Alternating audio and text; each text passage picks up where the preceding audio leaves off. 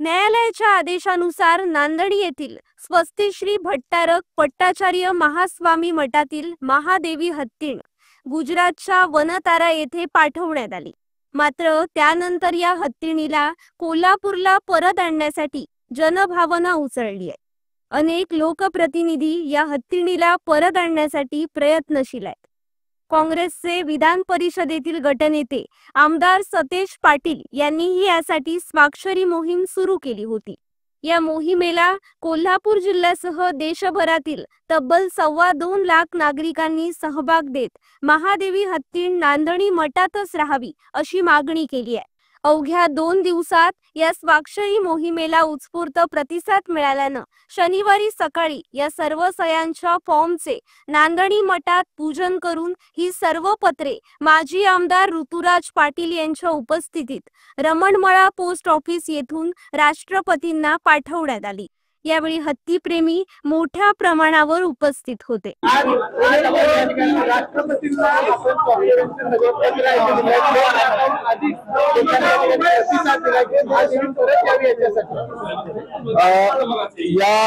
या संदर्भात सुप्रीम कोर्टाचा निर्णय झाल्यानंतर प्रचंड लोकांमध्ये प्रक्षोभ होताच।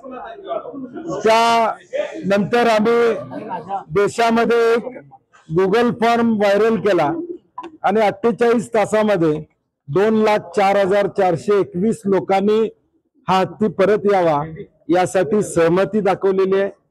आम्ही या सगळ्या फॉर्मचे प्रिंटआउट काढले, ते बॉक्समध्ये भरून सकाळी नांदणीला जाऊन महाराजांचा आशीर्वाद ऋतुराज पाटील आणि सगळ्या टीमने घेतला आणि आता आम्ही पोस्टात आणून ते महामहिम राष्ट्रपतींच्याकडे पाठवायचं काम करतोय। आमची विनंती आहे की यामध्ये राष्ट्रपतींनी या लक्ष घालावं आणि यामध्ये तोडगा काढावा। खरं तर काल ज्यावेळी सीईओ आले होते वनताराचे, त्यांनी काही आश्वासन दिलेलं आहे, काही संकेत दिले, आपल्याला वाटतं का थोडंसं पुरेसं आहे? कारण काल सीईओ आलेले आम्हाला माहित नाही, कारण की फक्त सत्ताधारी आमदार आणि सत्ताधारी पक्षाचे खासदार तिथं उपस्थित होते। त्यामुळे त्यांचं आणि सीईओचं बोलणं काय झालं, ऍग्रीमेंटला पोचले का, सेटलमेंट झाली का, हे आम्हाला काही माहित नाही। पालकमंत्र्यांचं स्टेटमेंट मी ऐकलं की कायदेशीर बाब आहे, ती कायदेशीर बाब होणार आहे अशा पद्धतीचं स्टेटमेंट आलं। तर मला वाटतं आता सत्ताधारी पक्षाचे काल आमदार आणि खासदार त्यामध्ये होते, त्यांनी भूमिका जाहीर केली पाहिजे की किती दिवसात हत्ती परत येणार आहे। लोकभावना आम्ही पोचवायचं, विरोधी पक्ष म्हणून लोकभावना आम्ही पोचवायचं काम केलेलं आहे।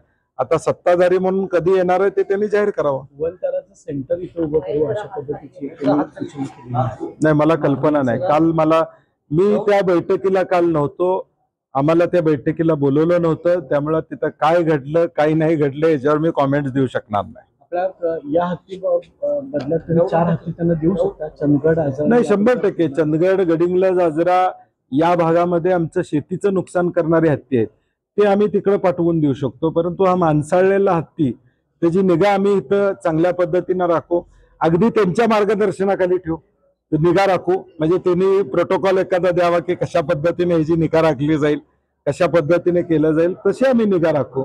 परंतु हा धार्मिक विषय आहे, हा पारंपरिक विषय आहे। विशेष करून जैन समाजाबद्दल एक वातावरण असं निर्माण झालं की 14,000 गौशाळा जैन समाज देशभर आणि जगभर चालवत आहे आणि एक हत्ती सांभाळू शकत नाही का समाज, असं कारण नसताना एक वातावरण झालंय आणि म्हणून आम्ही सगळ्यांनी मिळून हा हत्ती परत समाजाकडे यावा अशी अपेक्षा ठेवतो। महादेवी हत्तीला नेलेला आहे, मात्र आणखी काही हत्ती नेण्यासंदर्भात याचिका दाखल झाली आहे, कर्नाटकातली काही मठ आहेत? नाही, मला वाटतं तो विषय माझ्यापर्यंत आज आलेला नाही, त्यामुळे त्याच्यावर बोलणं संयुक्तिक राहणार नाही।